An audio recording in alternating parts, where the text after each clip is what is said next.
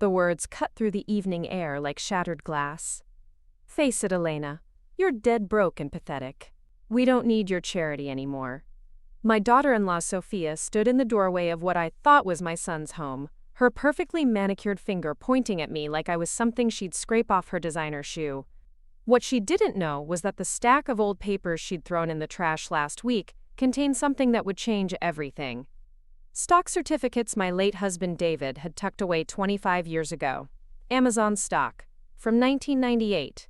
Do you have any idea what those are worth today? Before we jump back in, tell us where you're tuning in from, and if this story touches you, make sure you're subscribed, because tomorrow, I've saved something extra special for you.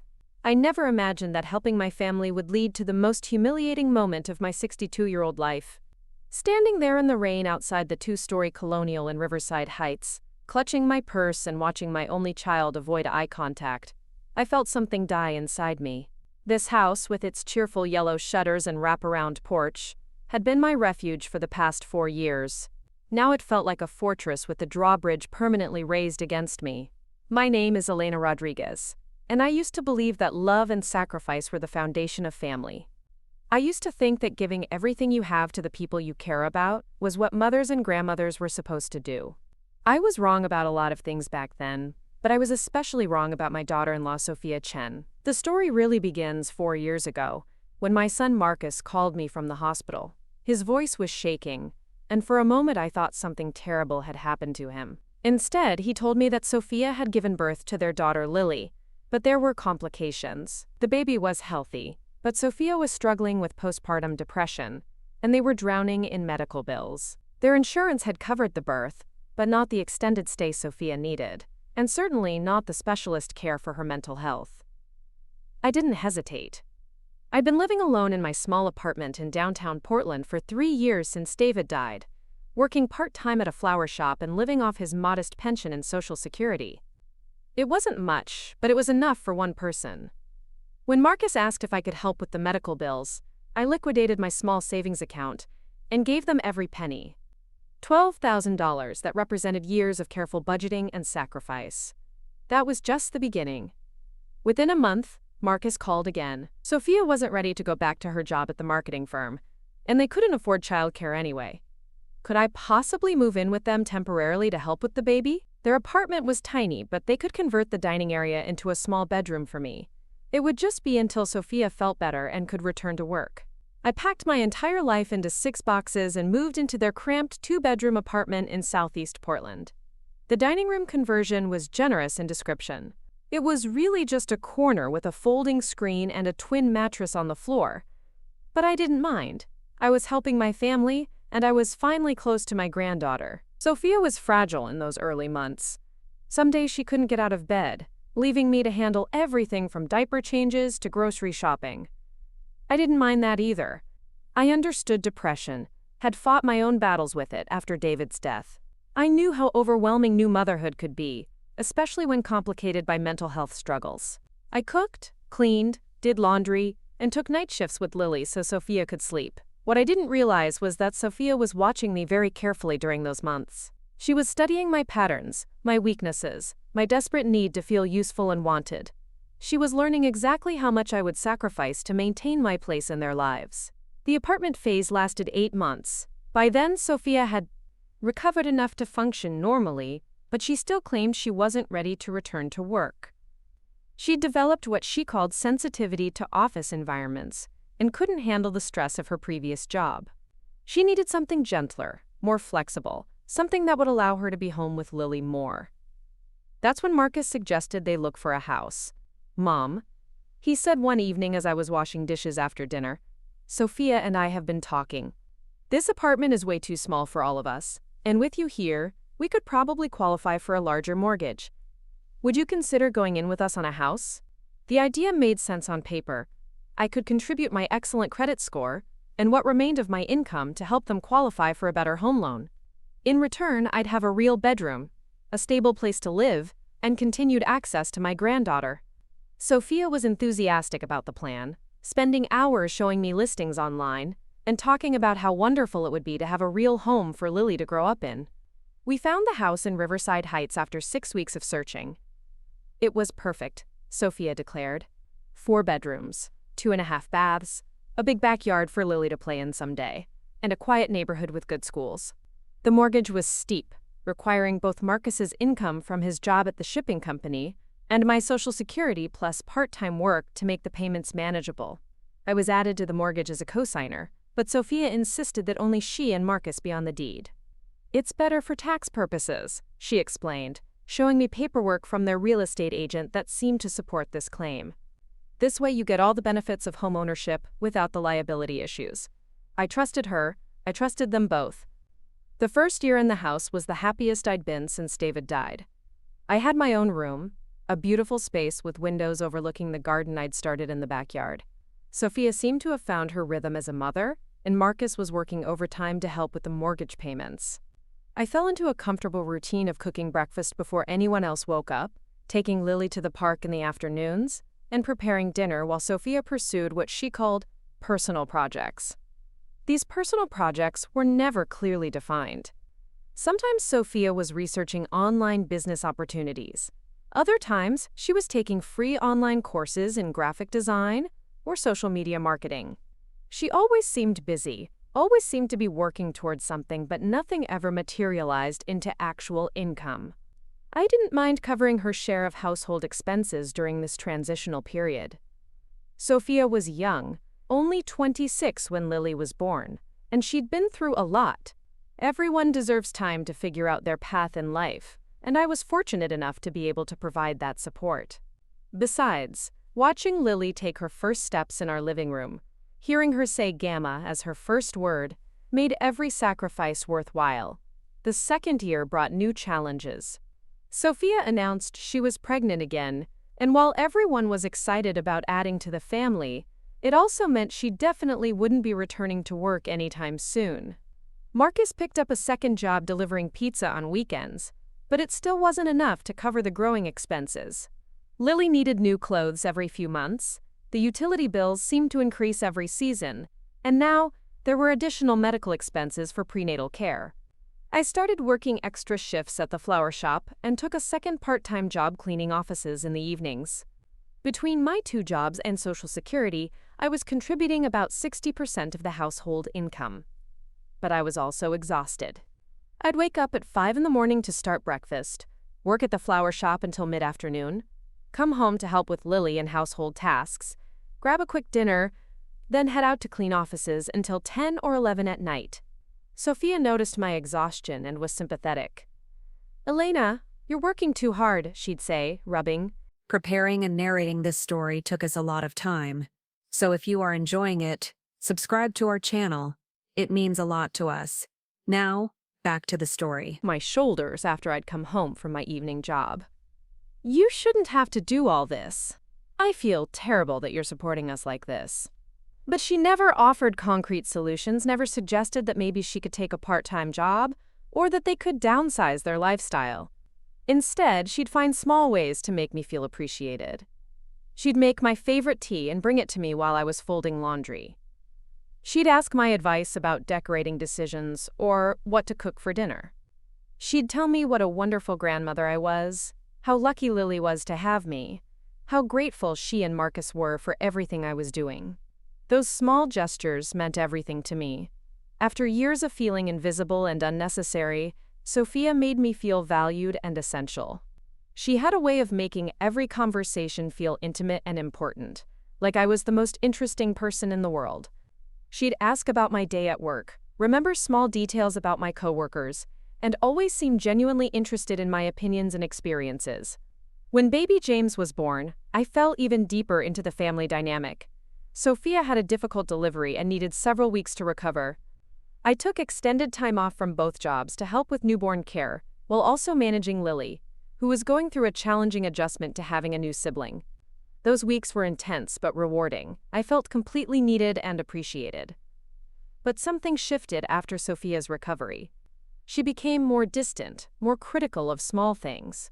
She'd comment that I was using too much dish soap, or that I was spoiling Lily by reading to her too often. She'd sigh dramatically when I'd offer to help with household tasks, saying things like, "I suppose if you insist." in a tone that made me feel like I was imposing rather than helping. The criticism was subtle at first. Sophia would suggest that maybe I was interfering too much with her parenting style, or that I should check with her before making decisions about the children. She started calling family meetings to discuss household dynamics and boundary setting. During these meetings, she'd present herself as someone who was trying to establish independence but was being undermined by my overwhelming involvement. Marcus would sit quietly during these conversations, clearly uncomfortable but unwilling to take sides. When I'd try to explain that I was only trying to help, Sophia would become emotional, talking about how hard it was to feel like a guest in her own home, how she never felt like she could make decisions without my input. I started pulling back, trying to give her the space she seemed to need. I'd ask before helping with the children, check before starting dinner, request permission before making any household purchases. But this created a different kind of tension. Now Sophia would comment that I seemed standoffish, or that I was withdrawing from the family when they needed me most. The third year was when the financial pressure really intensified. Marcus lost his weekend delivery job when the pizza place closed, and at the same time, our mortgage payment increased due to property tax adjustments. Sophia was pregnant with their third child, making any return to work even more unlikely. I was now covering almost 75% of all household expenses. I started using credit cards to bridge the gaps between my paychecks and the bills. I told myself it was temporary, that once Sophia had the baby and could eventually return to work, we'd be able to pay everything down. But the balances kept growing. Groceries for a family of 5 were expensive, especially with Sophia's preferences for organic foods and name-brand products. The utility bills seemed to increase every month. The children needed clothes, shoes, medical care, and all the supplies that come with growing families. When I gently suggest that maybe we could cut back on some expenses, Sophia would become defensive. She'd point out that she was already sacrificing so much by staying home with the children that she deserved to have some small luxuries to make the difficult job of full-time parenting more bearable. She'd remind me that the organic food was better for the children's health, that the name-brand products lasted longer and were actually more economical in the long run. These conversations always ended the same way. Sophia would become emotional, talking about how hard it was to feel judged for every purchase decision, how she was already giving up her career and independence to raise the children. I'd end up apologizing and reassuring her that I supported her choices completely. Baby Emma was born during a particularly stressful financial period. I'd maxed out 2 credit cards and was behind on several bills. But when I held my newest granddaughter for the first time, none of that seemed to matter. Here was another precious child who would call me Gamma, who would grow up knowing how much I loved her.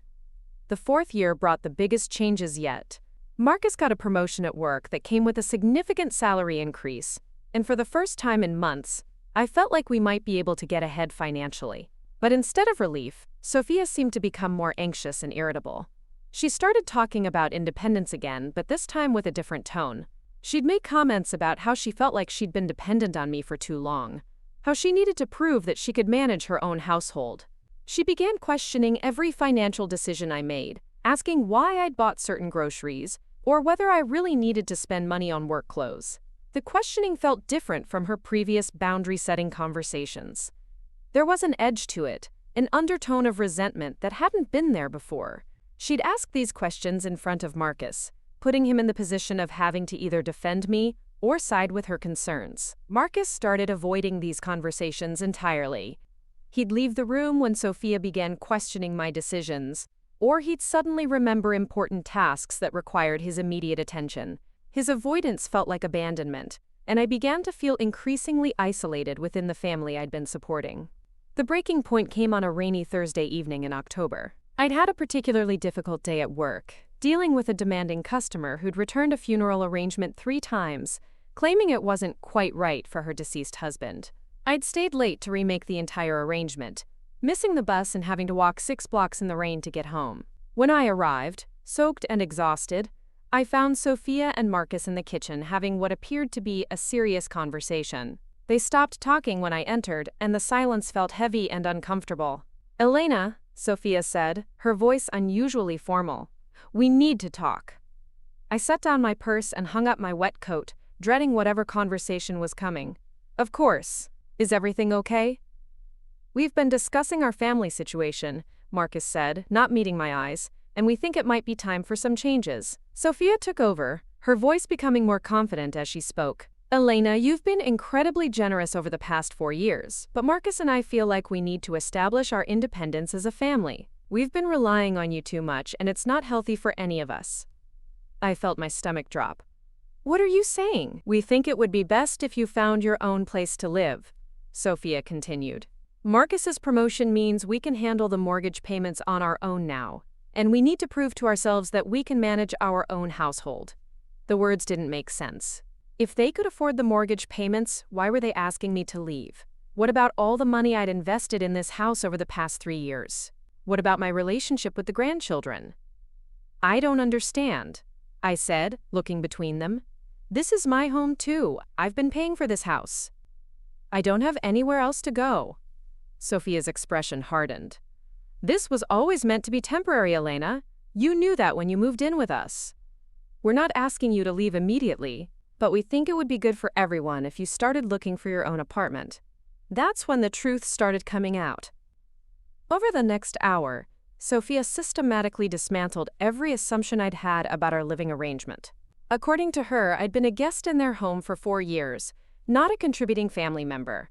My financial contributions had been appreciated but unnecessary. My help with the children had been welcome but was no longer needed. She'd kept track of every time I'd made a suggestion about household management, every time I'd offered unsolicited advice about the children, every time I'd made a decision without consulting her first.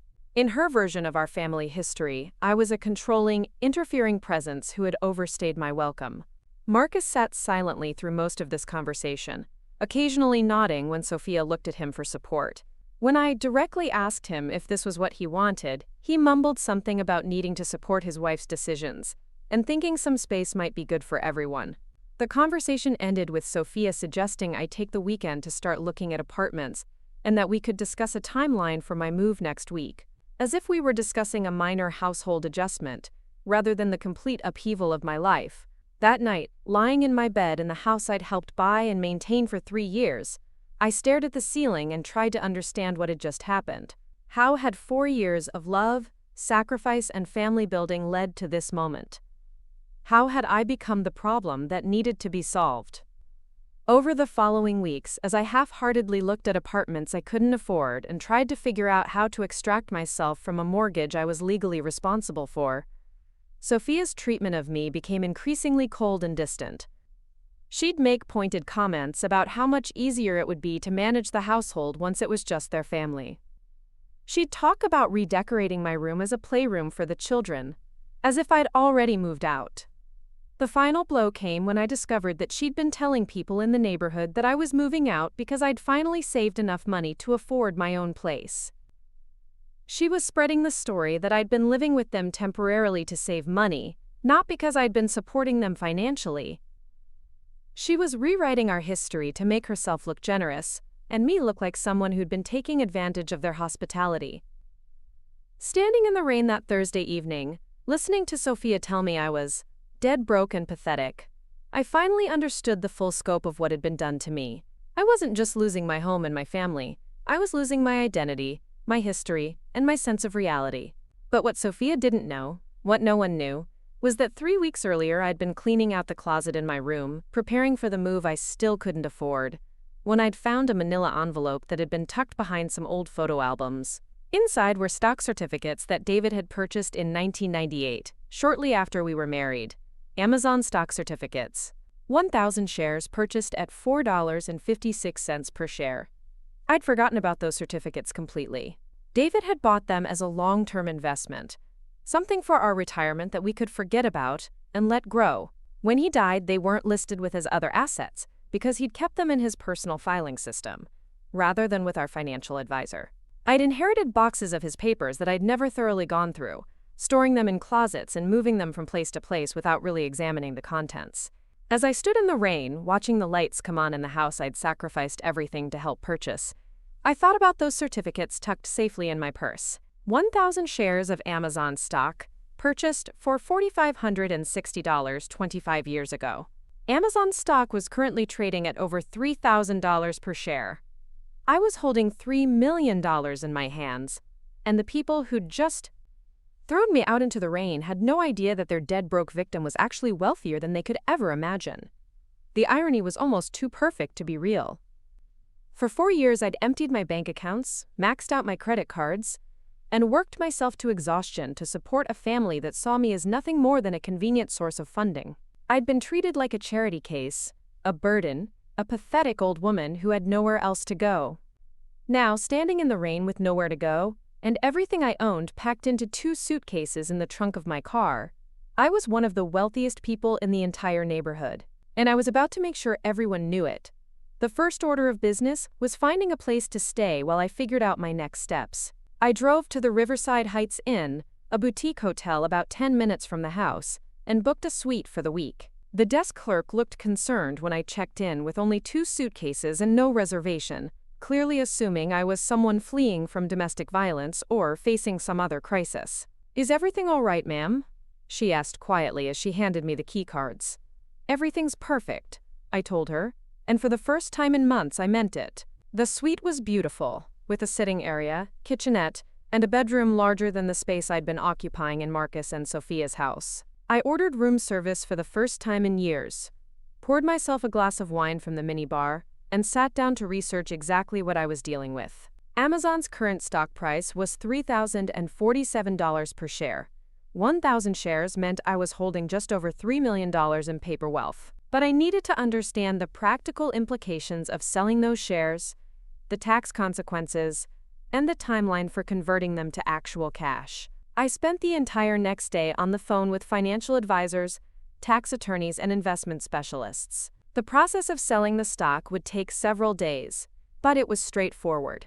The tax implications were significant, but manageable. After federal and state taxes, I'd be looking at somewhere around $2.5 million in actual cash. $2.5 million.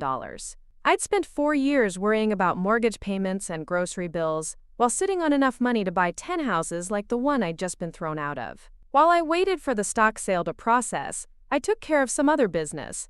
First, I called the mortgage company to inquire about removing myself from the loan. Since I wasn't on the deed, I had no legal claim to the property, but I was legally responsible for the debt. The customer service representative explained that I could only be removed from the mortgage if the other borrowers could qualify for the full amount on their own, or if the loan was paid off entirely. Marcus and Sophia had said they could handle the payments with his promotion, so I requested the paperwork to have my name removed. If they could truly afford the house on their own, there should be no problem with taking over full financial responsibility. Next, I called my credit card companies to inquire about my balances. Over the 4 years of supporting the family, I'd accumulated $43,000 in credit card debt. Money I'd spent on groceries, utilities, children's clothes, medical expenses, and household necessities, while Marcus and Sophia built their perfect family life. Then I did something I'd never done before. I hired a private investigator. I needed to understand exactly what Marcus and Sophia's financial situation really was. If they could afford the mortgage payments as they claimed, where had my money been going for the past 4 years? If Sophia had been unable to work due to mental health issues and childcare responsibilities, how were they planning to cover expenses that had required 75% of my income to manage? The investigator, a woman named Carol Williams who specialized in financial fraud cases, was immediately interested in my situation. "Mrs. Rodriguez," she said during our consultation, "what you're describing sounds like a pattern of financial exploitation. If they were receiving significant financial support from you while maintaining their own savings or investments, that could constitute fraud." I gave her copies of all my financial records from the past 4 years, documentation of every mortgage payment, utility bill, and household expense I'd covered. I provided her with Marcus and Sophia's full names, social security numbers, and employment information. I wanted to know everything about their real financial situation. While Carol worked on the investigation, the stock sale completed. $2.7 million was deposited into my checking account on a Tuesday morning, transformed my life in an instant. I was no longer Elena Rodriguez, the desperate grandmother working 2 jobs to support an ungrateful family. I was Elena Rodriguez, millionaire. The first thing I did was pay off all my credit cards. $43,000, gone with a few clicks on my banking app. Next, I went shopping for a new wardrobe. Not because I needed clothes, but because I wanted to see how it felt to buy something without checking my bank balance first. I spent the afternoon at Nordstrom, buying beautiful clothes that actually fit properly, getting my hair styled at the salon, and purchasing makeup from the cosmetic counter. The total bill was over $2,000, and I didn't feel even a twinge of anxiety about the expense. That evening, I moved from the hotel suite to a luxury apartment complex in downtown Portland. The penthouse unit was available for immediate occupancy, with floor-to-ceiling windows overlooking the city and amenities I'd never dreamed of having access to. The monthly rent was more than I used to make in 3 months, but it represented less than 1% of my new net worth. Carol called with her preliminary findings that Friday. What she'd discovered was infuriating, but not entirely surprising. Marcus and Sophia had been maintaining a joint savings account throughout the entire 4 years I'd been supporting them. Instead of using their money for household expenses, they'd been banking Marcus's entire salary while I covered all the bills. They currently had over $120,000 in savings, plus retirement accounts and other investments I'd been unaware of. Sophia hadn't been unable to work due to mental health issues. She'd been collecting unemployment benefits for the first 8 months after Lily's birth, then had briefly returned to work before quitting to stay home with the children. Her decision to remain unemployed had been purely voluntary, subsidized entirely by my financial contributions. More damaging was what Carol had discovered about their spending habits. While I'd been working 2 jobs and going into debt to support the household, Marcus and Sophia had been making regular purchases that they'd hidden from me. New electronics, expensive baby equipment, designer clothes for the children, weekend getaways to the coast while I babysat for free. They'd even taken a vacation to Hawaii 6 months ago, telling me they were visiting Sophia's sister in Seattle. I'd watched the children for a week while they relaxed on beaches I was paying for them to visit. The most insulting discovery was that they'd been discussing my eventual removal from the house for over a year. Carol had found social media posts where Sophia had complained to friends about Marcus's controlling mother, and how difficult it was to, quote, live with someone who thinks they own your life just because they help with expenses. She'd been planning my eviction long before Marcus's promotion provided a financial excuse. The promotion hadn't made me unnecessary. It had simply made their deception sustainable without my contributions. Armed with this information, I began planning my response. I wasn't interested in revenge exactly, but I was very interested in justice. And I was particularly interested in making sure that Marcus and Sophia understood exactly who they'd been taking advantage of. The plan I developed was simple, elegant, and would ensure that everyone in their social circle understood the truth about our family dynamic. I was going to throw a party. The idea came to me while I was sitting in my new apartment, looking out at the city lights, and thinking about how different my life had become in just 2 weeks. For 4 years I'd been invisible, unappreciated, and taken for granted. Now I had the resources to make sure I was never overlooked again. I decided to host a housewarming party for my new apartment, and I was going to invite everyone. Marcus and Sophia, of course, but also their friends, neighbors from Riverside Heights, my former coworkers, and anyone else who'd been fed the story about my financial situation. The invitations were beautifully printed on heavy cardstock and hand-delivered by messenger service. The message was simple. Elena Rodriguez requests the pleasure of your company for a housewarming celebration at her new penthouse residence. Cocktails and dinner will be provided. RSVP required. I included a note explaining that after 4 wonderful years of helping my son and daughter-in-law establish their independence, I was excited to start a new chapter in my own life and wanted to celebrate with the people who'd been part of that journey. The party was scheduled for Saturday evening, 2 weeks after I'd been thrown out in the rain. Marcus called me the day the invitations were delivered. "Mom, what's going on? How can you afford a penthouse apartment? The neighbors are saying you're having some kind of party." "I'm celebrating my new home," I told him calmly. "I hope you and Sophia can make it. It starts at 7. "But Mom, how are you paying for all this? You are working 2 jobs just to help us with expenses. Where did you get the money for a penthouse?" "I'll explain everything at the party," I said. "Make sure you dress nicely." It's going to be quite an evening. Sophia got on the phone, her voice tight with what I recognized as barely controlled anxiety. Elena, this doesn't make sense. You don't have money for something like this. Are you having some kind of mental health crisis? Do you need help? I've never been more clear-headed in my life, I assured her. I'll see you Saturday. I spent the week planning every detail of the party. I hired a catering company to provide gourmet appetizers and a full dinner. I arranged for a bartender to prepare custom cocktails. I hired a photographer to document the evening. And I bought a dress that cost more than I used to make in a month. Most importantly, I prepared a presentation.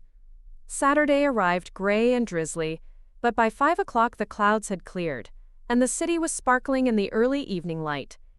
The caterers arrived first, transforming my apartment into an elegant party space with flowers, candles, and beautifully arranged food stations. The guests began arriving at 7, and I watched from my floor-to-ceiling windows as cars pulled up to the building's valet parking area. I recognized several neighbors from Riverside Heights, Marcus's co-workers, and some of Sophia's friends. Everyone looked confused but curious as they made their way up to the penthouse level. Marcus and Sophia arrived 20 minutes late, looking uncomfortable and out of place. Sophia was wearing a dress I recognized from Target, while the other women at the party were clearly dressed for a much more upscale event. I'd deliberately not specified the dress code, curious to see how they'd present themselves. For the first hour, I played the perfect hostess, greeting guests, introducing people to each other, and making sure everyone had drinks and appetizers. The apartment was gorgeous in the evening light, and people kept commenting on the incredible view and beautiful space. I could see Marcus and Sophia in the corner, talking quietly and gesturing toward the expensive furnishings and artwork I'd purchased for the apartment. They looked like people trying to solve a puzzle they didn't understand. At 8 o'clock, I clinked my glass and asked everyone to gather in the living room for a toast. Thank you all for coming tonight, I began, standing near the windows with the city spread out behind me.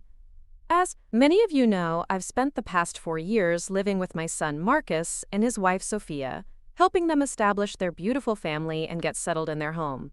Murmurs of agreement from the crowd. Several people smiled at Marcus and Sophia, clearly thinking this was going to be a sweet speech about family and transitions. During that time, I was fortunate to be able to contribute to their household in many ways. I helped with mortgage payments, utility bills, groceries, childcare, and all the expenses that come with raising a growing family. More nods and smiles. This was the version of the story that most people had heard.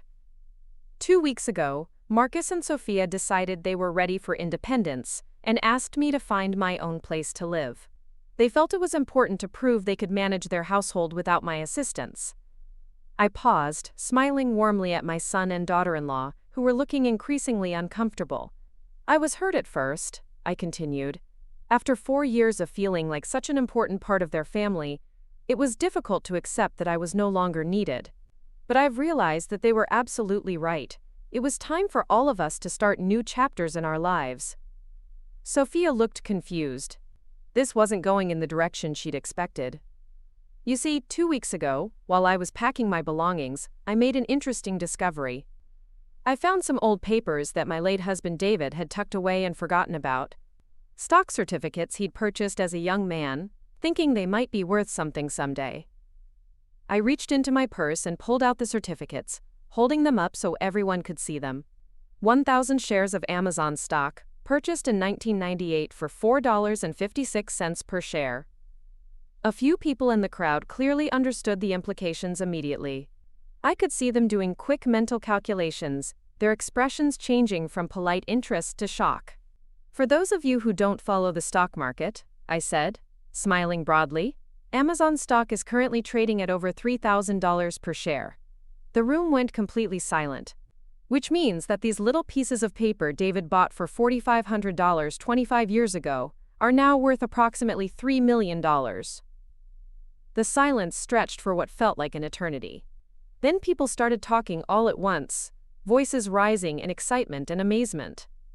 Several guests actually applauded, clearly delighted by the dramatic revelation. I looked directly at Marcus and Sophia, who were standing frozen in the corner, their faces pale with shock. "So you see," I continued, my voice carrying over the excited chatter. "When Marcus and Sophia told me I was dead broke and pathetic, when they suggested I'd been taking advantage of their generosity all these years, they were absolutely right about one thing. It was definitely time for me to become independent." Sophia's face had gone from pale to bright red. She looked like she wanted to disappear into the floor. "I want to thank them publicly for giving me the push I needed to discover my true financial situation. If they hadn't thrown me out in the rain that Thursday evening, I might never have found these certificates while packing." Sometimes the most difficult moments in our lives lead to the most wonderful discoveries. The crowd was eating this up. Here was a real-life fairy tale, complete with a villain who'd gotten their comeuppance and a heroine who'd triumphed despite adversity. Marcus found his voice first. "Mom, I had no idea. We never would have asked you to leave if we'd known." "Oh, but you should have asked me to leave," I interrupted, still smiling. "You were absolutely right that I needed to learn to stand on my own feet. In fact, I've learned so much about independence in the past 2 weeks." I gestured around the apartment. "I've learned that I can afford to live anywhere I choose. I've learned that I don't need to work 2 jobs to support people who see me as a burden. And I've learned that family isn't about blood relations or financial obligations. It's about people who value and respect each other." I raised my glass. "So here's to new beginnings, financial independence, and the wisdom that comes from discovering your true worth." The toast hung in the air like a challenge, and I could see several guests glancing between me and Marcus and Sophia, sensing undercurrents they didn't fully understand. What they didn't know was that my evening was just beginning. I had spent 2 weeks planning this moment, and I wasn't going to waste the opportunity to set the record straight about exactly what had happened in that house in Riverside Heights. "I have one more announcement," I said, my voice carrying easily across the now quiet room. "As many of you know, I've been contributing to my son's household for the past 4 years. What you might not know is exactly what those contributions looked like."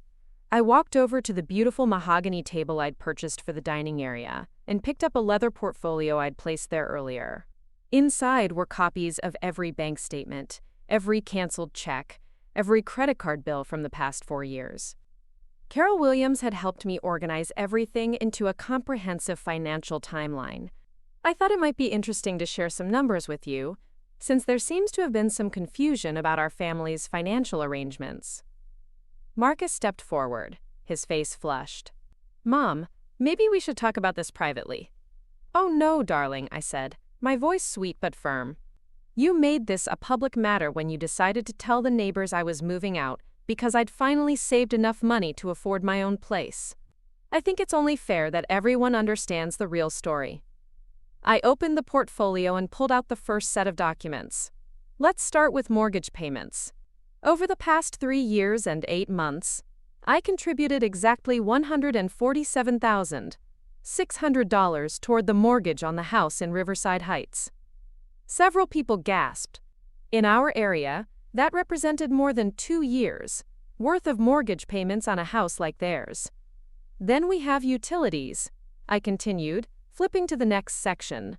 Electricity, gas, water, internet, cable television.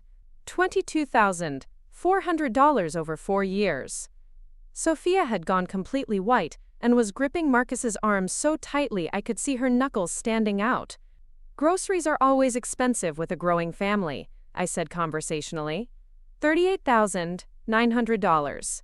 That doesn't include the organic baby food, special dietary requirements, or the premium brands that Sophia preferred for the children. The room was dead silent now. People were staring at the numbers with obvious shock, doing their own mental calculations about what those amounts represented in terms of annual income and sacrifice. Medical expenses, clothing for the children, school supplies, birthday parties, Christmas presents. I flipped through several more pages. Another $18,700 over 4 years. I closed the portfolio and looked around the room. In total, I contributed $227,700 to support Marcus and Sophia's household over 4 years. That's an average of almost $57,000 per year. The silence was deafening. Several guests were looking at Marcus and Sophia with expressions that had shifted from curiosity to something approaching disapproval. Now I know what some of you might be thinking, I continued. Elena must have been wealthy to afford that kind of support. And you'd be wrong. I was working 2 jobs, living on Social Security, and going into debt to provide that support. I accumulated $43,000 in credit card debt over those 4 years. Debt I accrued buying groceries, paying utility bills, and covering medical expenses for my son's family. Mrs. Henderson from across the street in Riverside Heights spoke up. Elena, we had no idea. Sophia told us you were helping them save money while you looked for a place of your own. Did she? I asked, genuinely interested. How interesting. What else did Sophia tell? Mrs. Henderson glanced nervously at Sophia, who was now leaning against the wall as if she needed it for support. She said you'd been staying with them temporarily because you couldn't afford your own place after your husband died. She said she felt bad that you had to work so much, but that you insisted on contributing because you wanted to feel useful. Fascinating, I said. And what did she say when I moved out? That you'd finally saved enough money to get your own apartment, and that you wanted to prove you could be independent. She seemed really sad about it, actually. She said she'd miss having you around to help with the children.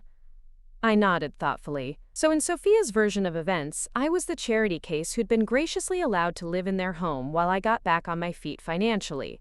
And she was the generous daughter-in-law who'd miss my help once I moved out. That's not exactly, Mrs. Henderson started, but I held up my hand. Oh, it's fine. I understand why that story was easier to tell than the truth. The truth is messier, isn't it? I walked over to where Marcus and Sophia were standing and spoke directly to them, though my voice was loud enough for everyone to hear. The truth is that you lived rent-free in a house I was paying for while you banked your entire salaries. The truth is that you accumulated over $120,000 in savings while I went into debt feeding your family. The truth is that you took a vacation to Hawaii while telling me you were visiting relatives, leaving me to babysit for free while you spent money I'd essentially given you. Sophia finally found her voice. That's not fair, Elena. You offered to help. We never asked you to pay for everything. You're absolutely right, I agreed. I did offer to help. When you had medical bills after Lily was born, I offered to help.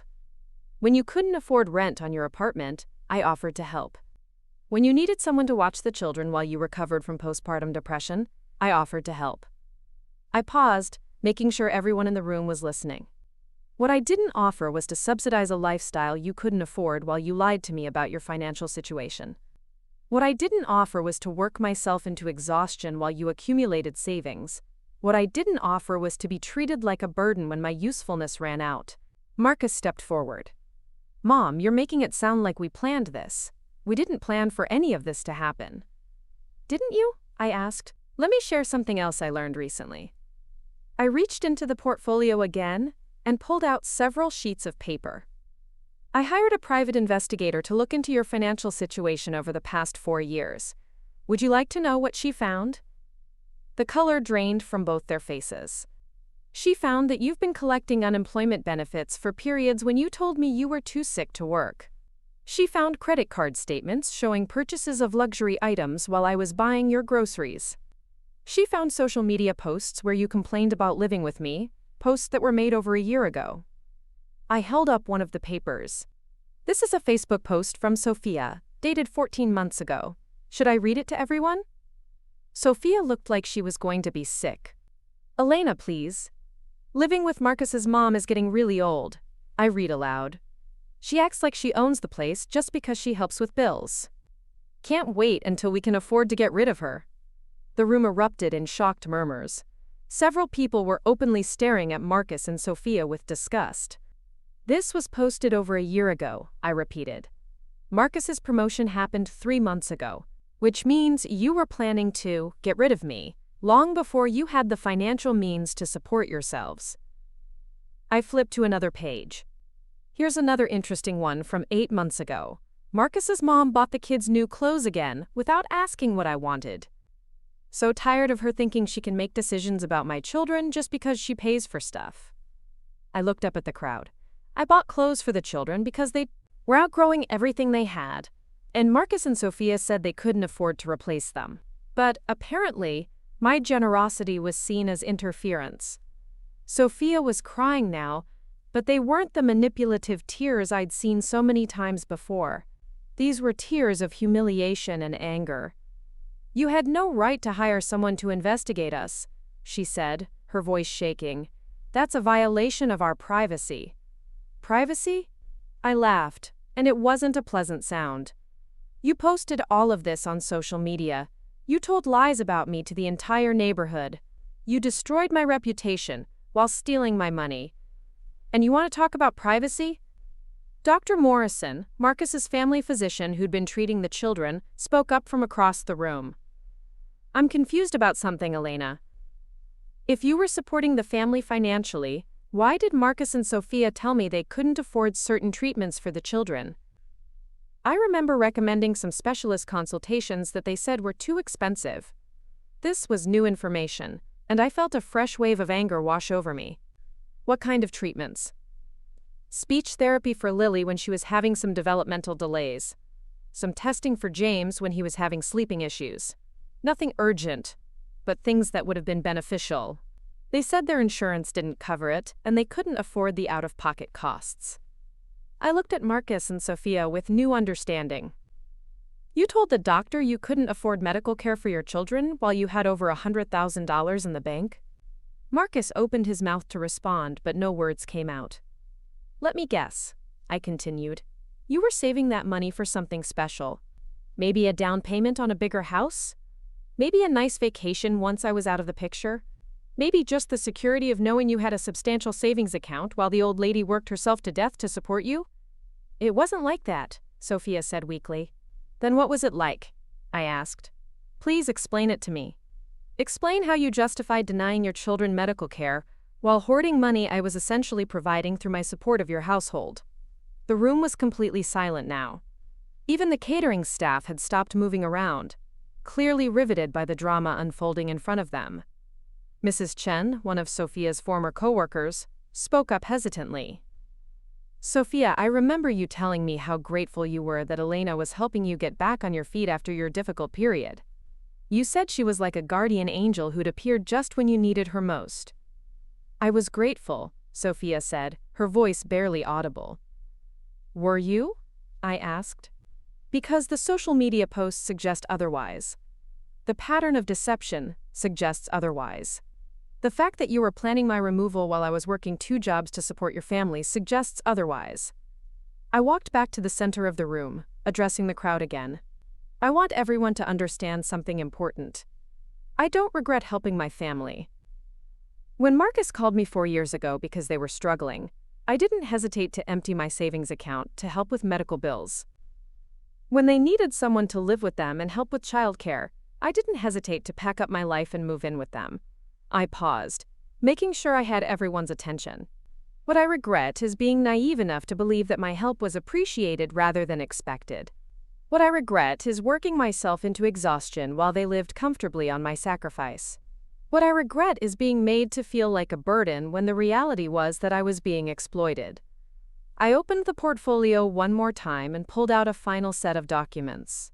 "These are the papers Marcus and Sophia will need to sign to remove me from their mortgage. Since they've assured me they can afford the house payments on their own, this should be a simple formality." I handed the papers to Marcus, who took them with shaking hands. "You have 30 days to qualify for the mortgage in your own names. If you can't, the house will need to be sold and the proceeds divided according to our contributions. Based on my calculations, that would give me approximately 65% of the sale price." The implications of this statement hit the room like a bombshell. Marcus and Sophia owned a house worth approximately $400,000, but they only qualified for the mortgage because of my income and credit score. If I was removed from the loan and they couldn't qualify on their own, they'd lose the house entirely. "Elena," Marcus said desperately, "we can't qualify for that mortgage on just my salary. You know that." "Then perhaps you should have thought of that before you decided I was dead broke and pathetic," I replied calmly. "But where will we live? What about the children? I'm sure you'll figure something out. You're both intelligent, capable adults who've assured me you're ready for independence. This is your chance to prove it." Sophia spoke up, her voice stronger now. You can't do this to us. Those are your grandchildren. You can't make them homeless. I'm not making anyone homeless, I said. I'm simply removing myself from a financial obligation for a house I don't own and a family that doesn't want me. You've told me repeatedly that you don't need my help anymore. This is your opportunity to prove that. But you have millions of dollars now, she said, desperation creeping into her voice. You don't need the money from the house. Can't you just let us keep it? The audacity of this request was breathtaking. After everything they'd done, after all the lies and manipulation and exploitation, she was asking me to give them a house worth $400,000. Sophia, I said, my voice deadly quiet, you just spent the last 2 weeks telling people that I moved out because I'd finally saved enough money to afford my own place. You've portrayed yourself as the generous family member who graciously allowed a poor relative to live in your home.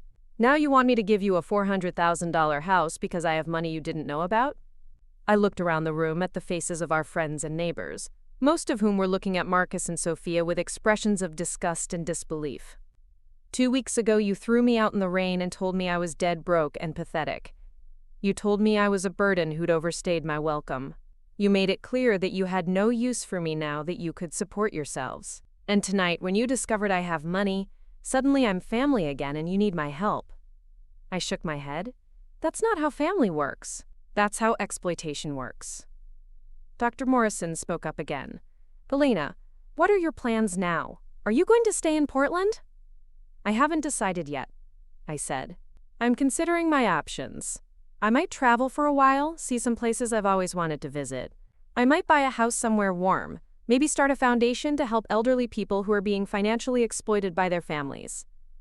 This last comment was pointed, and several people in the room clearly understood the implication. The beautiful thing about having financial independence, I continued, is that I can choose to spend my time with people who value me for who I am, not for what I can provide. I can choose to build relationships based on mutual respect rather than financial dependency. I looked directly at Marcus. Your father and I always hoped you'd grow up to be a man of integrity, someone who would protect and care for the people who loved him. I'm disappointed that you chose to stand by while your wife exploited and humiliated the woman who sacrificed everything to help your family. Marcus was crying now, tears streaming down his face. Mom, I'm sorry, I didn't understand what was happening. Sophia made it seem like you were being controlling, like we needed space to be our own family. And you believed that without question? Without ever asking to see our household budget? Without ever wondering how we could afford our lifestyle on just your salary? Without ever noticing that I was working 2 jobs and going into debt while you were saving money? He had no answer for that. The truth is, Marcus, you didn't want to ask those questions because you knew the answers would be uncomfortable. It was easier to let me sacrifice than to face the reality of your financial situation. I closed the portfolio and set it aside. I want everyone here to understand something important.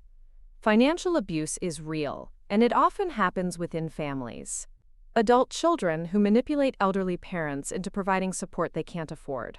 Relatives who take advantage of someone's generosity until there's nothing left to take. I gestured around the room. I was fortunate. I discovered I had resources I'd forgotten about. Resources that allowed me to escape this situation and rebuild my life. But there are thousands of elderly people who don't have that safety net, who give everything they have to family members who see them as nothing more than a source of funding. Mrs. Henderson spoke up. Elena, is there anything we can do? We had no idea this was happening. The best thing you can do is remember this story when you see other families in similar situations. Ask questions when something doesn't seem right. Don't assume that financial arrangements between family members are automatically healthy or consensual. I picked up my wine glass and took a sip, letting the silence stretch for a moment. I also want to thank everyone for coming tonight and for listening to my story. For 4 years, I felt invisible and unimportant. Tonight, I feel seen and heard. The crowd began to disperse slowly, people saying their goodbyes and offering support. Several neighbors approached me privately to apologize for believing Sophia's version of events and to express their outrage at how I'd been treated. Dr. Morrison lingered after most of the other guests had left. Elena, I owe you an apology. I should have asked more questions when Marcus and Sophia said they couldn't afford treatments for the children. If I'd known you were supporting the family financially, I would have approached the situation differently. It's not your fault, I assured him. They were very good at maintaining their deception. Even I didn't fully understand the scope of what was happening until I saw all the financial records laid out together. He shook his head. I'm going to make some changes in how I handle these situations in the future. Financial abuse in families is more common than people realize, and medical professionals need to be more aware of the signs. As the evening wound down, only Marcus, Sophia, and I remained in the apartment, along with the catering staff who were quietly cleaning up around us. Marcus approached me hesitantly. Mom, what can we do to fix this? I know we messed up, but there has to be some way to make things right. I studied my son's face, looking for some sign of genuine understanding. Marcus, do you realize that 2 weeks ago, you stood in your kitchen and watched your wife call me dead broke and pathetic, and you said nothing? Do you understand that you chose to believe I was being controlling, rather than considering that I might have been sacrificing? He nodded miserably. I was wrong. I should have defended you. Yes, you should have. But more than that, you should have been paying attention to what was actually happening in your own household. You should have noticed that I was working 2 jobs while Sophia stayed home. You should have wondered how we could afford our lifestyle on just your income. You should have asked questions. I walked over to the window and looked out at the city lights. The failure here wasn't just Sophia's manipulation or your passivity. The failure was that neither of you ever saw me as a person with my own needs, my own dignity, my own worth, beyond what I could provide. Sophia spoke up from across the room. Elena, I know I handled things badly.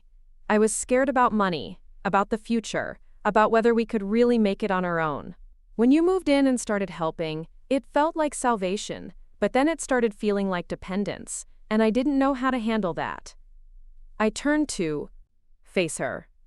Sophia, if you'd been honest about your feelings, we could have worked together to create a plan for your independence. If you'd been honest about your financial situation, we could have made decisions based on reality rather than deception.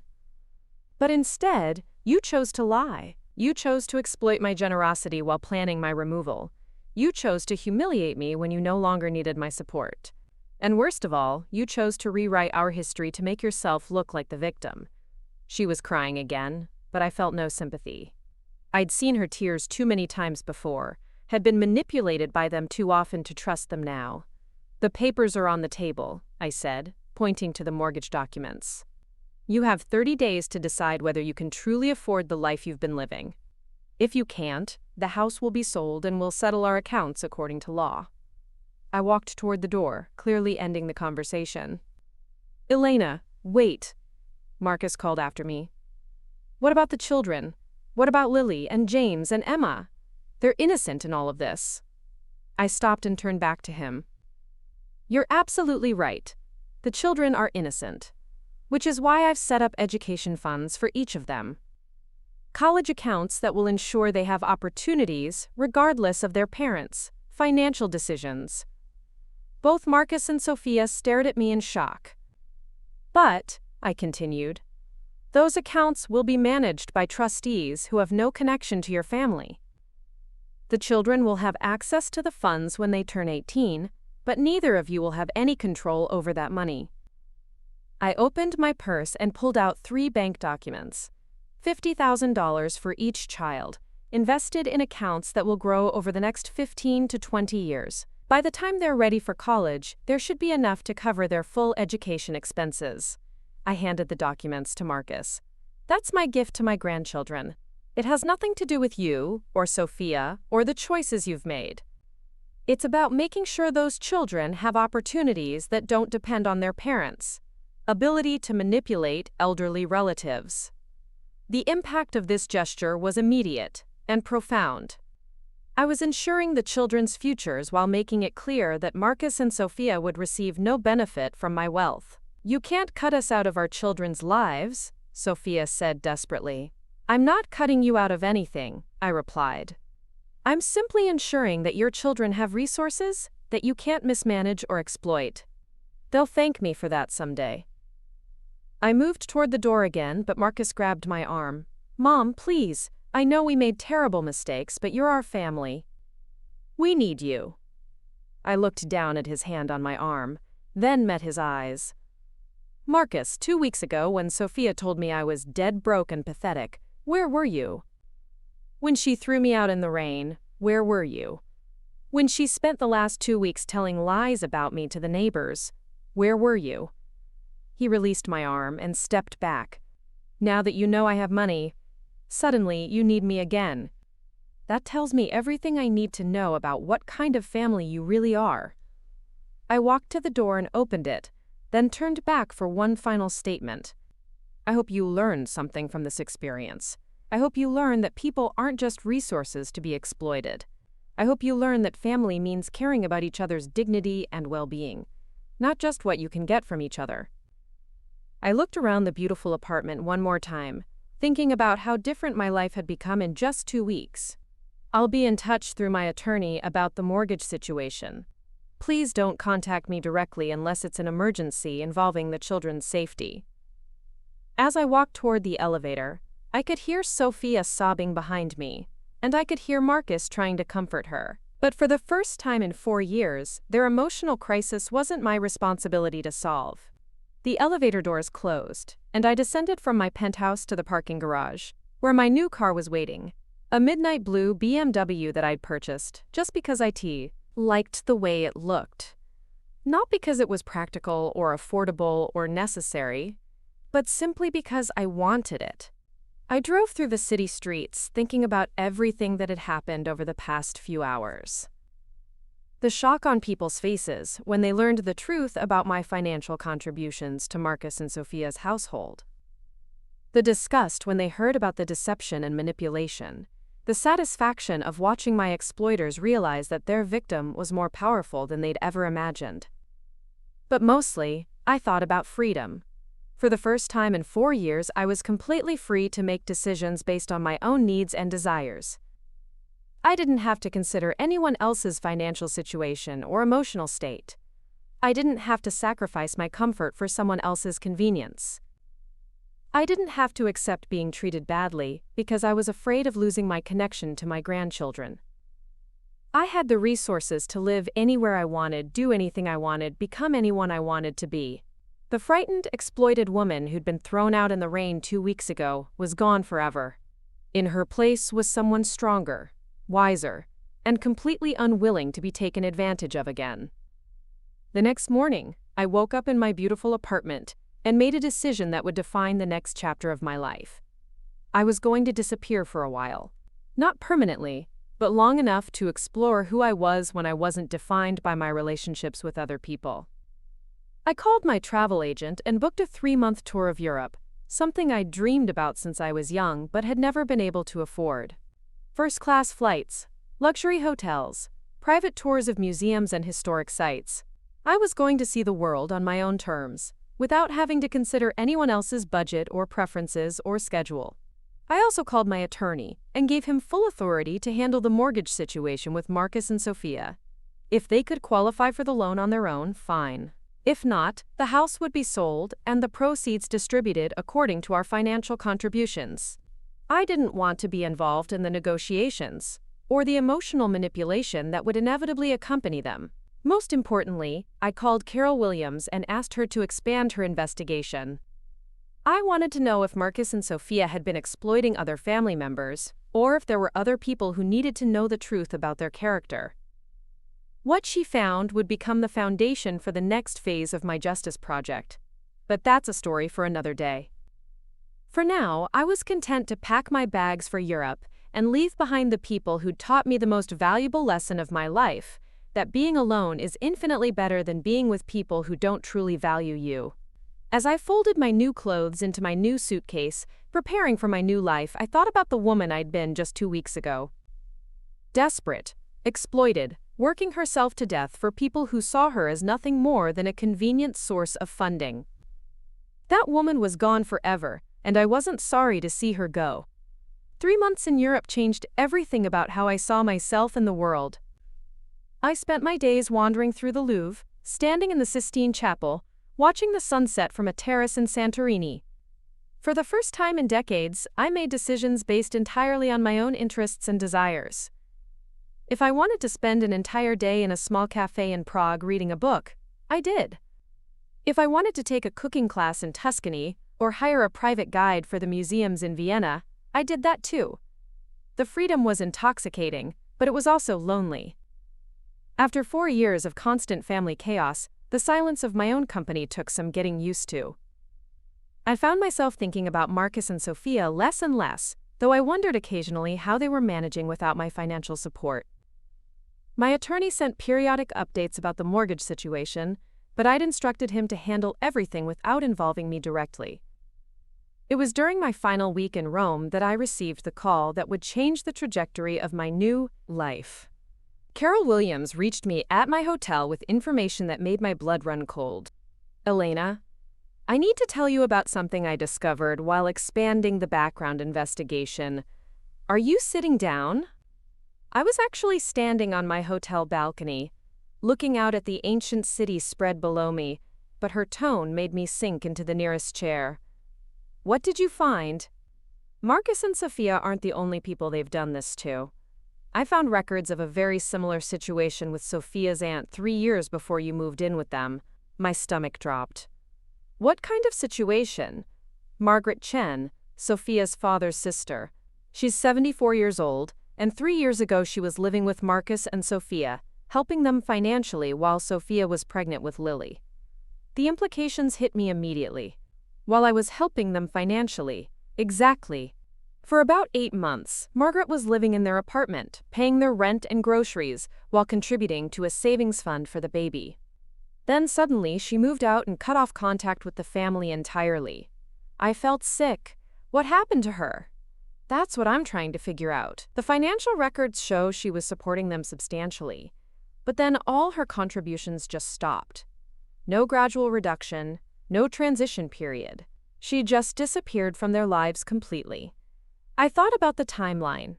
Margaret would have been supporting Marcus and Sophia right up until the time they asked me to help with medical bills after Lily's birth, which meant they'd been receiving support from 2 different family members simultaneously.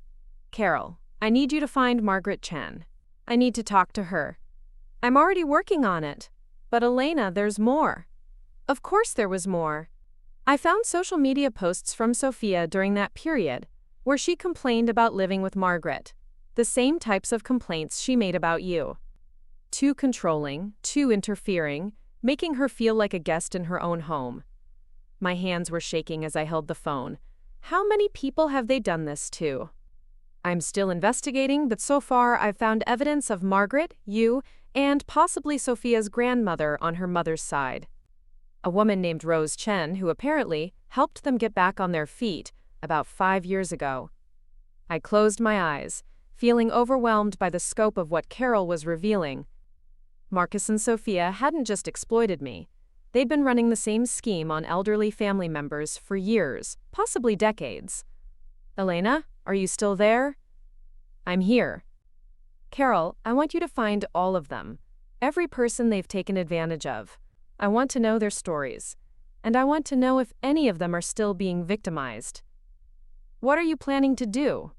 I looked out at the eternal city, thinking about all the civilizations that had risen and fallen in this place, all the injustices that had been perpetrated and corrected over thousands of years.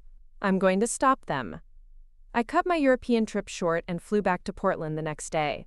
But instead of returning to my penthouse apartment, I checked into a different hotel under an assumed name.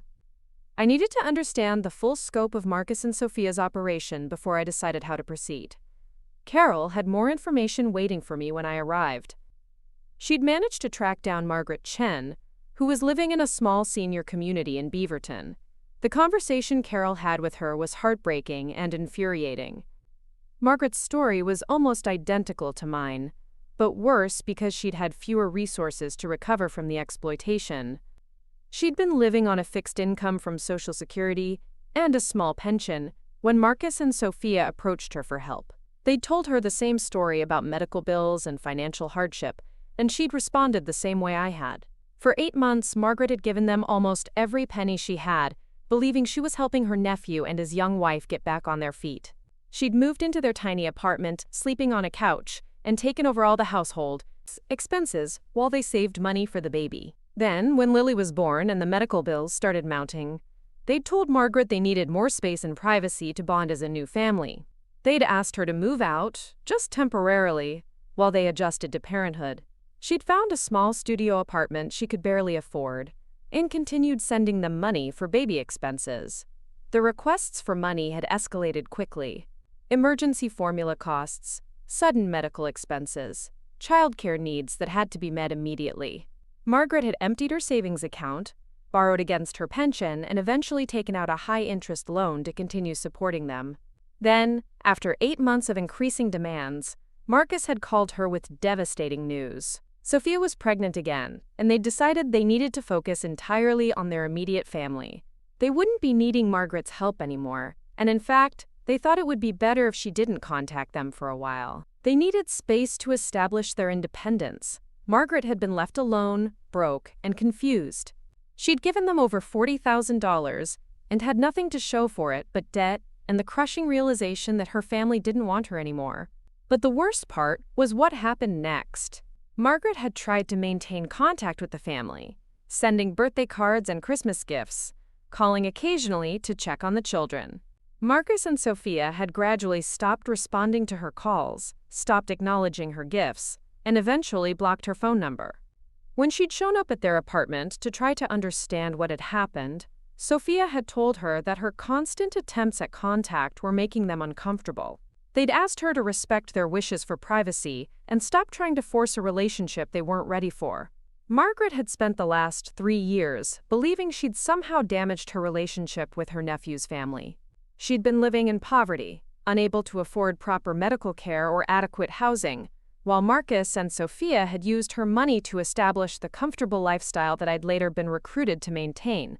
Listening to Carol describe Margaret's situation, I felt a rage unlike anything I'd ever experienced.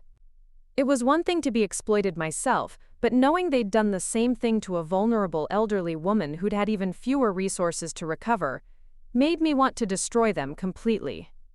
"Where is Margaret now?" I asked, living in a subsidized senior apartment. Her health has deteriorated significantly over the past few years, partly due to the stress of her financial situation, and partly because she can't afford proper medical care. "What about Rose Chen, the grandmother?" Carol's expression grew even grimmer. "Rose died 2 years ago, but I found records showing she'd been supporting Marcus and Sophia financially for almost a year before her death. They were listed as beneficiaries on a life insurance policy worth $50,000. I felt like I was going to be sick. They collected life insurance money from someone they'd been exploiting? It gets worse. The records show they'd been pressuring Rose to update her will in their favor. She'd been giving them money regularly, and they'd convinced her that leaving them her house would be the best way to ensure the children's future security. Did she change the will? She died before making any changes, but not for lack of trying on their part. I found emails where Sophia was offering to take Rose to meet with an attorney, saying it would be so much easier if they could handle the estate planning details for her. I sat in my hotel room that night, staring at the files Carol had compiled, trying to comprehend the scope of Marcus and Sophia's systematic abuse of elderly family members. They hadn't just exploited me. They'd been running this scheme for years, targeting vulnerable older relatives who wanted to help their family, and who could be manipulated into providing financial support. The pattern was always the same. Approach: the target during a crisis, real or manufactured. Accept help gratefully while gradually increasing the requests for support. Isolate the target by moving them in or creating frequent contact requirements. Maximize the financial extraction while maintaining the emotional manipulation. Then, when the target's resources were exhausted, or when a better opportunity arose, dispose of them with just enough cruelty to ensure they wouldn't fight back. It was a sophisticated long-term fraud scheme that exploited the most basic human desire to help family members in need. But unlike Margaret and Rose, I had resources they couldn't have imagined. And unlike their previous victims, I was angry enough and wealthy enough to fight back. I called my attorney the next morning. "Martin, I need to discuss the possibility of filing criminal charges against Marcus and Sophia, not just for the lottery ticket issue, but for a pattern of financial exploitation targeting elderly family members." "That's a much more complex case," he warned. Pattern crimes involving multiple victims require extensive documentation and coordination between victims, who may be reluctant to come forward. What if I told you I was willing to fund a comprehensive investigation and provide financial support for any victims who want to pursue justice? There was a long pause. That would change things significantly. What are you thinking? I'm thinking about establishing a foundation dedicated to investigating and prosecuting financial elder abuse. I want to start with Marcus and Sophia, but I don't want to stop there. Elena, that's a major undertaking. Are you sure you want to get involved in something that complex? I thought about Margaret Chen, living in poverty because she'd tried to help her family. I thought about Rose Chen, dying before she could realize she was being manipulated. I thought about all the other elderly people who might be facing similar exploitation right now. I've never been more sure of anything in my life. The Elena Rodriguez Foundation for Elder Justice was established within 6 weeks. I hired a team of investigators, attorneys, and social workers dedicated to identifying and prosecuting financial elder abuse cases. Our first case would be Marcus and Sophia Chen Rodriguez, but we were prepared to expand our scope significantly. Carol Williams became our lead investigator, and Martin Greenberg became our legal director. I also hired Dr. Sarah Martinez, a geriatrician who specialized in elder abuse recognition, and James Thompson, a social worker with decades of experience in family exploitation cases. Our first step was to approach Margaret Chen directly. I wanted to meet her in person, to hear her story in her own words, and to offer her the support she needed to pursue justice if she chose to do so. Margaret lived in a small one-bedroom apartment, in a senior complex that was clearly designed for people with very limited incomes. The building was clean but institutional, with narrow hallways and thin walls that made privacy impossible. Her apartment was tiny but meticulously organized, furnished with pieces that had clearly seen better days. She was smaller than I'd expected, maybe 5 feet tall and probably not weighing more than 90 pounds. Her gray hair was neatly styled, and she was wearing a floral dress that looked like it had been carefully maintained for years. She offered me tea from a service that was obviously a treasured possession, probably one of the few nice things she'd been able to keep. "I don't understand why you'd want to talk to me," she said as we settled in her small living room. "I haven't spoken to Marcus or Sophia in over 2 years. I'm sure they've forgotten all about me." "Margaret, they haven't forgotten about you, they just moved on to their next victim. That victim was me." I told her my story, watching her face as the familiar details unfolded. The initial crisis, the gradual increase in financial demands, the isolation and manipulation, the final disposal when my usefulness ended. By the time I finished, Margaret was crying. "I thought it was my fault," she whispered. "I thought I'd done something wrong, been too pushy or demanding. Sophia made me feel like I was interfering with their family life." "It wasn't your fault," I said firmly. "You were the victim of a deliberate, systematic fraud. And you weren't the only one." I told her about Rose Chen, about the life insurance money, about the attempted manipulation of the grandmother's will. I explained that Carol's investigation had revealed a pattern of targeting elderly family members for financial exploitation. "They've been doing this for years, Margaret. You were just one victim in a long line of people they've hurt." Margaret sat quietly for a long time, absorbing everything I told her. When she finally spoke, her voice was different. Stronger. "What can we do about it?" "We can fight back. I have resources now that they don't know about. I want to pursue criminal charges against them. But I need your help. I need you to document everything that happened, every dollar they took, every lie they told." "Will it bring my money back?" I met her eyes. "I can't promise you'll recover your money through the legal system. But I can promise you that I'll personally ensure you're financially secure while we pursue justice. And I can promise you that they'll never be able to do this to anyone else." Margaret was quiet again, considering my offer. "What would you need me to do?" "Tell your story. Officially to investigators and prosecutors. Help us document the pattern of abuse. Be willing to testify if the case goes to trial." She nodded slowly. "I'll do it. Not for the money, but because you're right. They shouldn't be able to hurt anyone else like they hurt us." Over the next few weeks, Margaret and I worked with Carol and Martin to build a comprehensive case against Marcus and Sophia. The documentation was overwhelming. Financial records showing Margaret's contributions, emails and text messages revealing the manipulation, social media posts demonstrating the deception. But we also discovered something else that changed the entire scope of our investigation. Marcus and Sophia had been in contact with other elderly relatives, people they were checking on and staying close to, in ways that suggested they were evaluating potential future targets. Sophia's great-aunt Helen, an 82-year-old widow who lived alone and had recently inherited money from her deceased husband's estate. Marcus's uncle Robert, a 77-year-old retired teacher who'd been asking about investment advice and had mentioned feeling lonely since his wife died. They were actively cultivating relationships with vulnerable elderly family members, creating the emotional groundwork for future exploitation. Carol expanded her investigation to include these potential victims, and what she found was chilling. Sophia had been making regular contact with Helen, offering to help her manage her new financial responsibilities.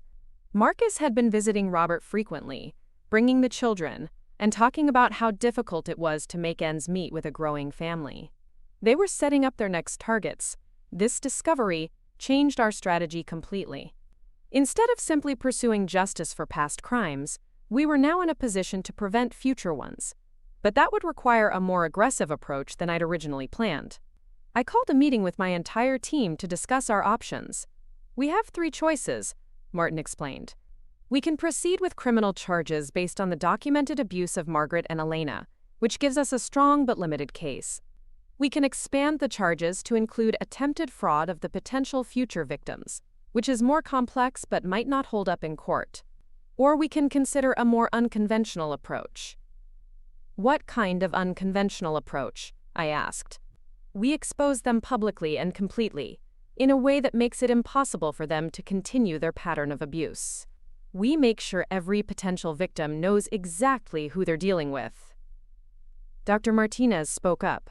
From a psychological perspective, people like Marcus and Sophia rely on their victims, isolation and shame. They count on their targets being too embarrassed to talk about being exploited. If we eliminate that shame and isolation, we eliminate their power. What would that look like practically? I asked. James Thompson leaned forward. We document everything publicly. We create a comprehensive record of their pattern of abuse, their methods, their victims. We make it impossible for them to target anyone else because everyone will know what they are. I thought about this approach. It was more aggressive than traditional legal proceedings, but it might be more effective at preventing future victimization. What about Margaret? Is she comfortable with this level of exposure? I've already discussed it with her, Carol said. She's not just comfortable with it, she's enthusiastic. She wants other elderly people to know what to watch for. I made my decision. Let's do both. We pursue criminal charges through the legal system, and we expose them publicly to prevent future victimization. The public exposure campaign began with a comprehensive website documenting Marcus and Sophia's pattern of elder abuse. We included financial records, social media posts, victim testimonies, and expert analysis of their methods. We called it the Chen Rodriguez Elder Abuse Case Study, and we designed it as an educational resource for elderly people and their families. But we didn't stop there. We sent copies of our documentation to every elderly relative in their extended family, along with warnings about their methods and contact information for resources that could help if anyone was currently being targeted. We also sent information to their neighbors, Marcus's employer, Sophia's former co-workers, and anyone else who might be in a position to provide them with access to vulnerable elderly people. The response was immediate and dramatic. Within 48 hours of launching our campaign, we received calls from 3 additional potential victims who recognized the pattern of behavior and realized they were being set up for exploitation. Helen Chen called us first. I've been wondering why Sophia was suddenly so interested in my finances, she said. She's been offering to help me, organize my investments, and suggesting I might want to consolidate my accounts to make them easier to manage. After reading your website, I understand what she was really doing. Robert Rodriguez was even more direct. Marcus has been visiting me every week for the past 2 months, always bringing up how expensive it is to raise 3 children. Last week, he suggested I might want to consider helping them with a down payment on a bigger house, saying it would be a good investment for the family's future. The third call came from someone we hadn't identified in our investigation. Sophia Chen, a 79-year-old cousin of Sophia's who lived in Seattle. Sophia contacted me 6 months ago, saying she wanted to reconnect with family. She's been calling me regularly, asking about my health and my living situation. She recently suggested I might be happier living closer to family and offered to help me look for a place in Portland. All three of these women had been in the early stages of Sophia's cultivation process, being prepared for future exploitation. Our public exposure had likely saved them from significant financial loss and emotional trauma. But the most satisfying response came from Marcus and Sophia themselves. They called me 3 days after our website went live, and for the first time since this entire situation began, they were the ones who sounded desperate and frightened. "Elena, you have to take down that website," Sophia said, her voice shaking. "People are treating us like criminals. Marcus's boss is asking questions about his integrity. The neighbors are avoiding us. The children's school is looking at us suspiciously." "Good," I said simply, "but this is destroying our lives. We can't go anywhere without people staring at us and whispering. Someone printed out pages from your website and left them in our mailbox. How interesting. It sounds like you're experiencing what it feels like to be publicly humiliated and isolated. I seem to remember someone telling me I was dead broke and pathetic, and throwing me out in the rain. How did you expect that would feel?" "That was different," Marcus said, taking the phone. "We were just trying to establish our independence. We never meant to hurt you like this." "Marcus, you participated in a systematic pattern of financial elder abuse that targeted some of the most vulnerable people in your family. You exploited your grandmother, your aunt, and me. You were setting up to do the same thing to Helen, Robert, and Patricia. This isn't about hurt feelings. This is about protecting elderly people from predators." "We're not predators," Sophia protested. "We were just trying to survive, to build a life for our children." "You were trying to build a life for your children on the backs of elderly relatives who trusted you. That makes you predators." The conversation continued for another 20 minutes, with Marcus and Sophia alternating between anger, denial, and desperation. They threatened legal action, claimed they were being harassed, and insisted they'd never intended to hurt anyone. But they also revealed something important. Our campaign was working. They were being held accountable by their community in ways that made it impossible for them to continue their pattern of abuse. More importantly, they were no longer able to present themselves as the sympathetic young family struggling to make ends meet. Everyone now knew exactly what they were and what they'd done. The criminal case moved forward in parallel with our public exposure campaign. The district attorney's office was initially hesitant to pursue charges, but the documentation we provided and the number of victims who came forward changed their perspective significantly. We were also contacted by other law enforcement agencies who'd been investigating similar cases. It turned out that financial elder abuse was a much more widespread problem than most people realized, and our comprehensive documentation approach was being studied as a model for other investigations. 6 months after I'd been thrown out in the rain, Marcus and Sophia were facing criminal charges for financial elder abuse, fraud, and conspiracy. The charges carried potential sentences of up to 15 years in prison and substantial financial penalties. But more importantly, they were facing a complete destruction of their social and professional lives. Marcus had been demoted at work and was facing potential termination. Sophia was unable to find employment because potential employers kept discovering our documentation during background checks. They'd been forced to move out of the house they couldn't afford without my support, and were living in a small apartment with no savings and mounting legal bills. Margaret Chen, meanwhile, was living in a beautiful apartment I'd purchased for her, with her medical expenses covered and a comfortable monthly allowance that ensured she'd never have to worry about money again. She'd become one of our foundation's most effective advocates, speaking to elderly groups about recognizing the signs of financial exploitation. Helen, Robert, and Patricia had all become supporters of our foundation as well, helping us develop educational materials and outreach programs. The Elena Rodriguez Foundation for Elder Justice was expanding rapidly, with cases in 4 states and a growing network of investigators and attorneys dedicated to protecting elderly people from financial abuse. But the most important change was in how I saw myself and my place in the world. I was no longer the desperate grandmother working 2 jobs to support an ungrateful family. I was no longer the victim of manipulation and exploitation. I was Elena Rodriguez, millionaire philanthropist and advocate for elder justice. I was someone who fought back against predators, who targeted vulnerable people. I was someone who had turned her own victimization into a powerful force for protecting others. Standing in my penthouse apartment one evening, looking out at the city lights and thinking about everything that had changed, I realized that Marcus and Sophia had actually done me a favor. Their betrayal had forced me to discover my own strength and resources.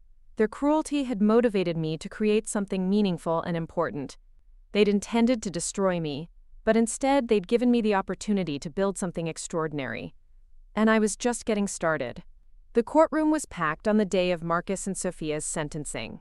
I sat in the front row, flanked by Margaret Chen and the other victims who'd found the courage to come forward. The past 18 months had been a whirlwind of legal proceedings, media attention, and foundation work. But this moment felt like the culmination of everything we'd fought for. Judge Patricia Caldwell reviewed the evidence one final time before delivering her verdict. The financial records were damning. Over 7 years, Marcus and Sophia had systematically defrauded elderly family members out of more than $300,000. The pattern was undeniable, the methodology calculating, and the impact on their victims devastating. Mr. Rodriguez and Ms. Chen, Judge Caldwell began, her voice carrying the weight of authority and disgust. You have been found guilty of financial elder abuse, conspiracy to commit fraud, and theft from vulnerable adults. These crimes represent some of the most despicable behavior this court has seen. Marcus stood with his shoulders slumped, his expensive suit from better days now wrinkled and ill-fitting. The man who'd once been too proud to defend his mother when she was being humiliated now looked broken and defeated. Sophia stood beside him, her face streaked with tears that I no longer had any sympathy for. The evidence shows that you targeted elderly relatives specifically because they were vulnerable, generous, and trusting. You exploited their love for family to steal their life savings, their security, and their dignity. You left them financially devastated and emotionally traumatized while you lived comfortably on their sacrifice. The judge paused, looking directly at both defendants. Mr. Rodriguez, you will serve 8 years in state prison followed by 5 years of supervised probation. Ms. Chen, you will serve 10 years in state prison, followed by 5 years of supervised probation. Additionally, you are both ordered to pay full restitution to your victims in the amount of $347,000, plus interest and legal fees. The sentences were longer than anyone had expected. The prosecution had argued for substantial prison time, based on the systematic nature of the crimes and the vulnerability of the victims. But even our attorney had warned us to expect lighter sentences for first-time offenders. Judge Caldwell wasn't finished.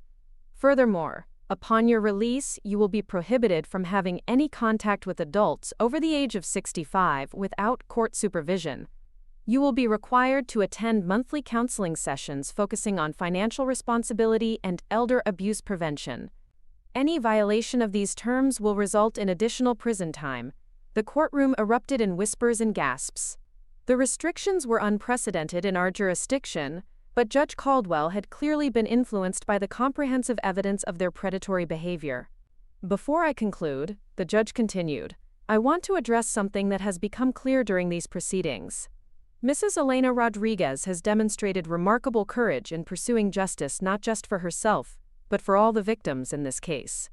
Her willingness to use her resources to protect other elderly people from similar abuse is commendable. She looked directly at me. Mrs. Rodriguez, your foundation's work has already prevented several other cases of elder abuse from occurring. The educational materials you've developed and the support you've provided to victims has been exemplary. This court commends your efforts to turn personal trauma into community protection.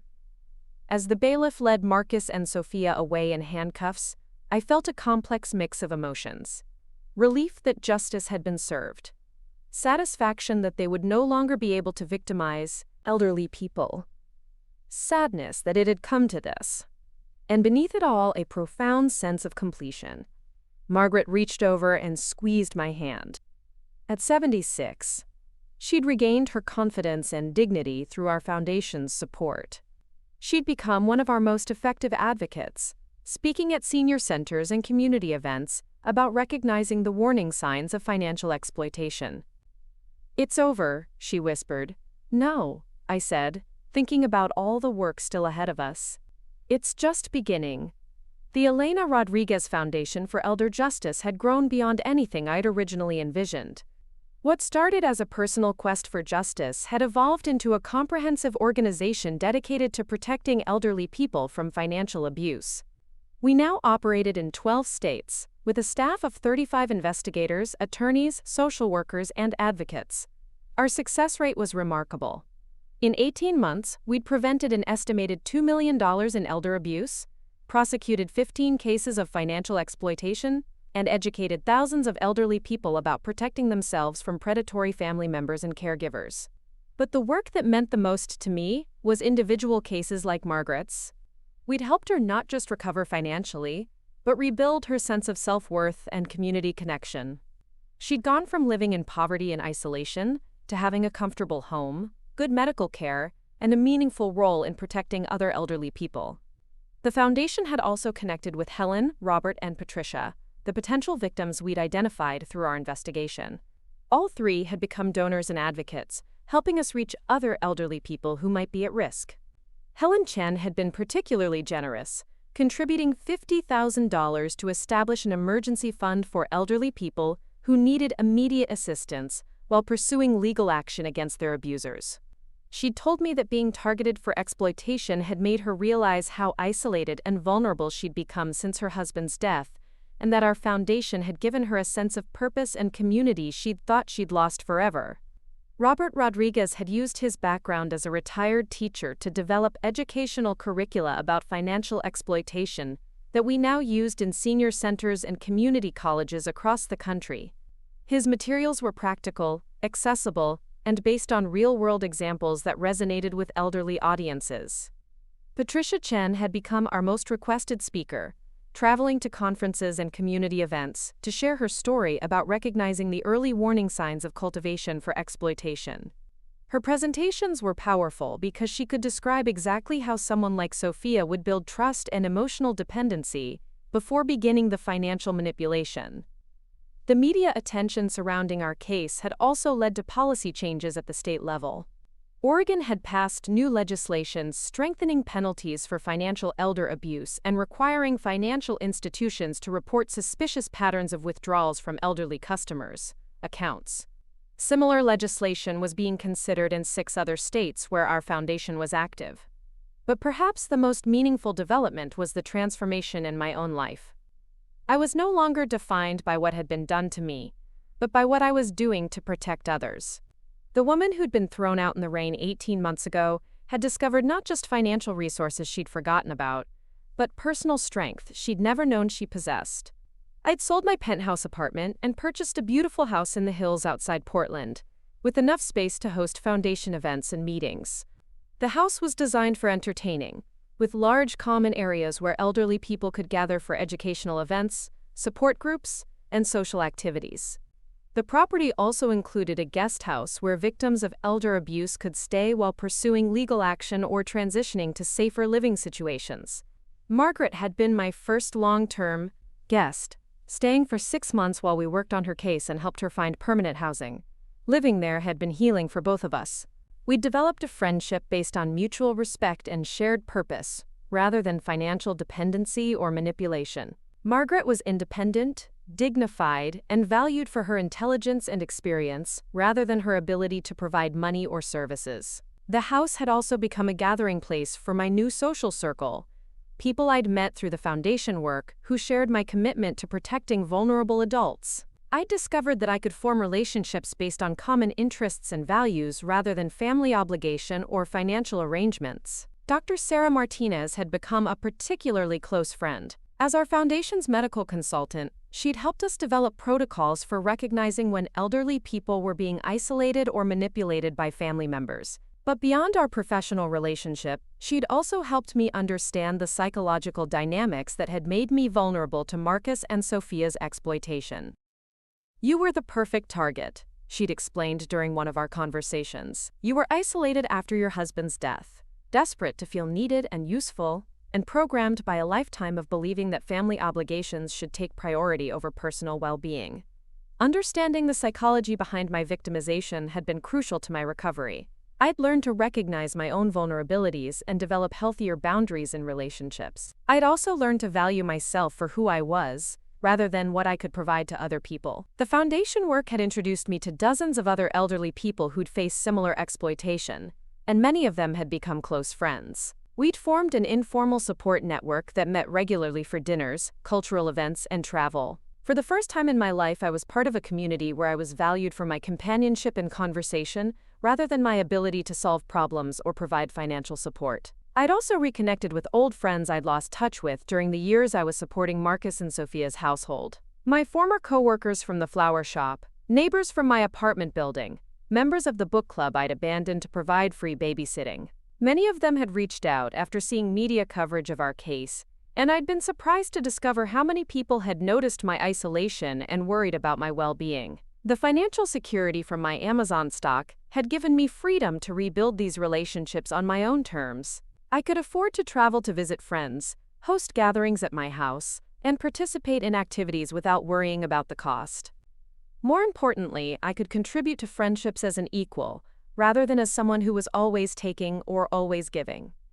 One of the most unexpected developments had been my relationship with my grandchildren.